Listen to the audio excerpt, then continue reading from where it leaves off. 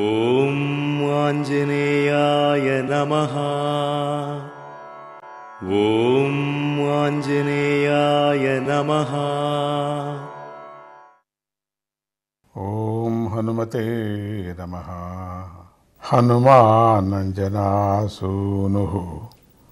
వాయుపుత్రో మహాబలః రామేష్టఫల్గుణః సఖః పింగాక్షో మితవిక్రమః ఉదధిక్రమణశ్చైవ సీతాశోకవినాశనః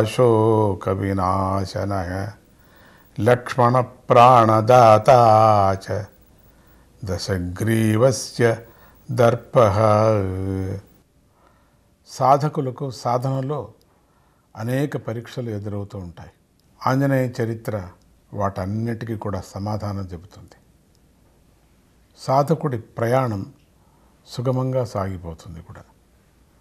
ఆంజనేయ స్వామి యొక్క చరిత్రలో ఆంజనేయ స్మరణతో ఆంజనేయుడి యొక్క కథా రూపాన్ని మనం తలుచుకుంటూ సాధన చేశామంటే ఆయనే సర్వస్వం మనకు తొలగిస్తూ ఉంటాడు అన్ని విధమైనటువంటి ఆటంకాలంతా.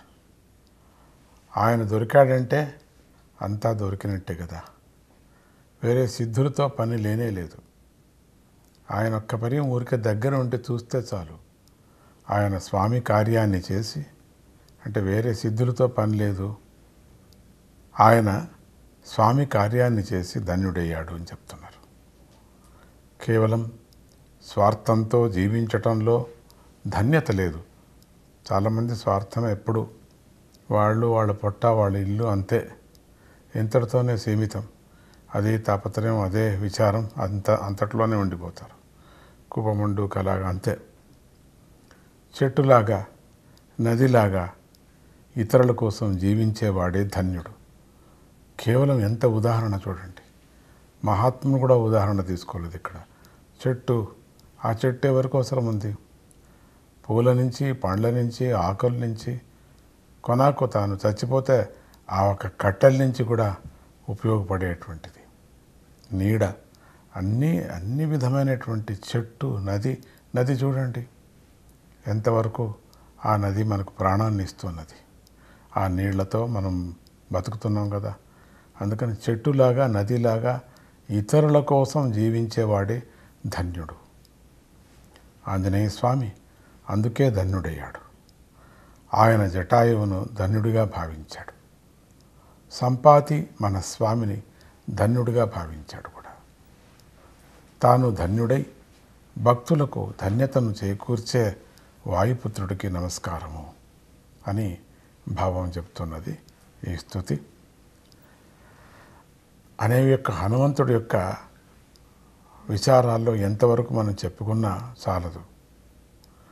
ఆయన గుణాలు, ఆయన యొక్క చరిత్ర మనం ఉపాసన చేసే కొద్దీ సాధకుడిలో ఉత్సాహమే కాక ఏ విధమైనటువంటి ఆటంకాలు రావు.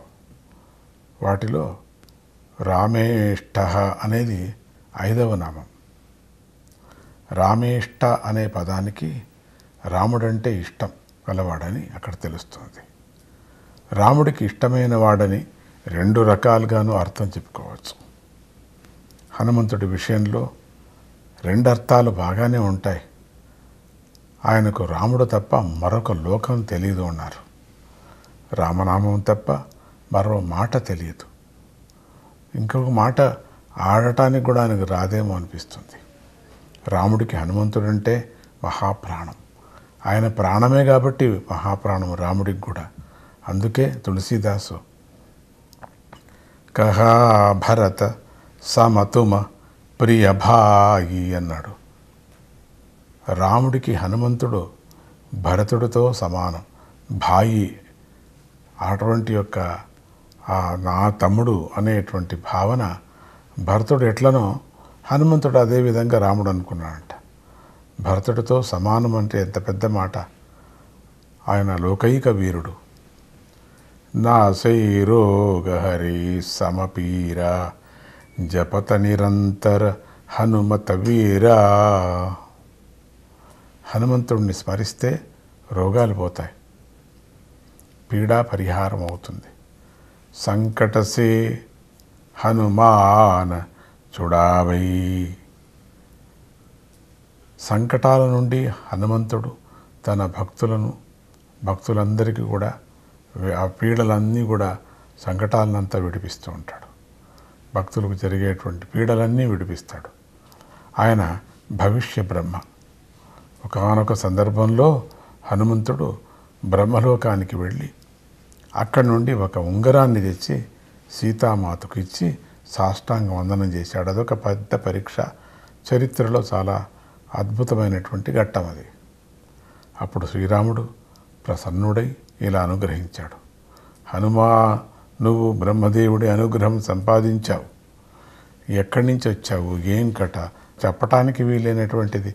బ్రహ్మలోకం నుంచి వచ్చావు నువ్వు. మాయను కూడా గెలిచావు నువ్వు. బ్రహ్మలోకి వెళ్ళొచ్చావంటే మాయను గెలిచినట్టే కదా. నా అనుగ్రహం నీకెప్పుడూ ఉంటుంది. ఇదివరకు చాలాసార్లు నిన్ను వరం కోరుకోమన్నాను కదా. నీకు ఏ కోరికలు లేవు, అసలు వరమే కోరుకోలేదు నేను ఎన్ని మాటలు చెప్పినా కూడా. నువ్వు నాకు చాలా ఉపకారాలు చేశావు. ఒకటా రెండా నేను చెప్పవలసిన పనే లేదు.